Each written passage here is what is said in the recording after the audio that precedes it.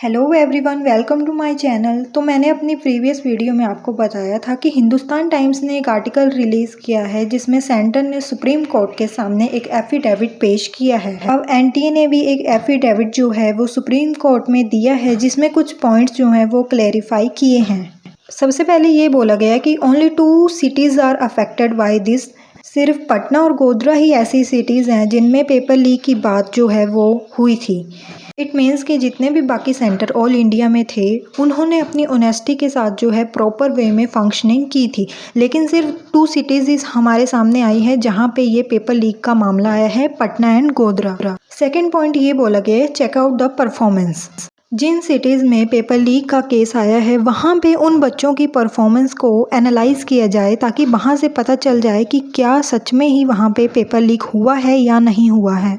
NTA ने ये भी बोला कि जो इन केस में फंसे हुए थे वो उन सभी को अरेस्ट कर लिया गया है और इन्वेस्टिगेशन जो है वो ऑलरेडी चली हुई है। अगर आगे जाके और भी सेंटर्स इस तरीके से फाइंड आउट होते हैं तो उन पे भी प्रॉपर वे में केस किया जाएगा और उनकी भी इन्वेस्टिगेशन अच्छे से होगी।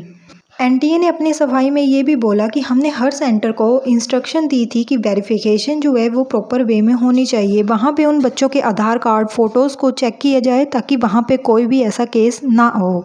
एंड इन चीज़ों पे सीबीआई इन्वेस्टिगेशन ऑलरेडी चली हुई है।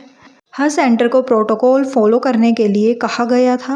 अब कई सेंटर्स में क्या हुआ कि उन प्रोटोकॉल्स को प्रॉपर वे में फॉलो नहीं किया गया, जिस वजह से ये सब बातें जो हैं वो सामने आ रही हैं। एंड लास्ट में उन्होंने ये कहा कि इनोसेंट स्टूडेंट जो हैं जिन्होंने अच्छे स्कोर लिए हैं अपनी मेहनत से ऑनेस्टी के साथ, उनको सज़ा क्यों मिले।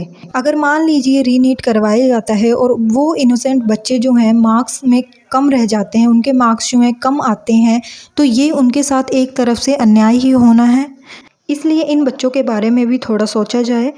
ये सारे पॉइंट्स देखने के बाद तो यही लग रहा है कि रीनीट की पॉसिबिलिटी जो हैं वो कम होती जा रही हैं।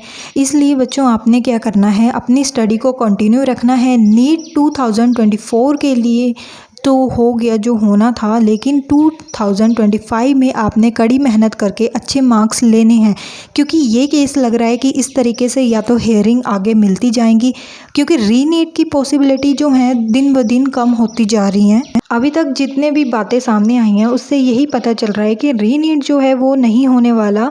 या तो न्यू हियरिंग हमें मिल जाएगी 8 जुलाई को, या तो कोई और डिसीज़न जो है हो सकता है हमारे ही फेवर में हो। इसलिए आप अपनी स्टडी को कंटिन्यू रखें। हो सकता है नीट 2025 में आप बेटर परफॉर्म कर पाएँ।